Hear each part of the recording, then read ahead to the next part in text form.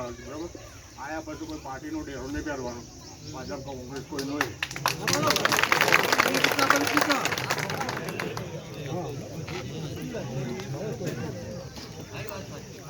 મુદ્દાનો પૈસા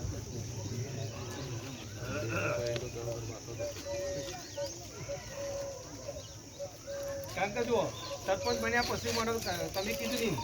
પાર્ટીના માણસો બની જાય છે આ સ્પષ્ટ કરું અને પાર્ટીના માણસો બની જાય અને માનો ચાલો ગ્રામ પંચાયતમાં ખરેખર પાર્ટી હોય ને કહેવા દો કારણ કે જો સરપંચ આજે બની જવાય જે બધું ખરા પણ પછી માનો કે ચલો પાર્ટીના ઉમેદવાર તરીકે સરપંચનામાં બિલકુલ એ સ્વભાવ આવો જ ના જુઓ એ ગામનો સરપંચ છે અને ગામનો સરપંચ એટલે બધી જ્ઞાતિઓને સાથે લઈને ચાલવાનો હોવો જુઓ ગામના વિકાસ તરફ જ એની મીટ મળેલી હોવી જુઓ પછી માનો વાલોન દવલો કરવામાં માનો કે બોલવા દો મને આજે કારણ કે વાલોન દવલો કરવામાં છે ને દરેકને દુઃખ થાય છે આજે તમે જુઓ આજ પછીના જૂના સરપંચોની બધાની વાત કરું છું તમે ઘણા લોકો કહે છે કે ચલો ભાઈ આ ગામની પરિસ્થિતિ શું છે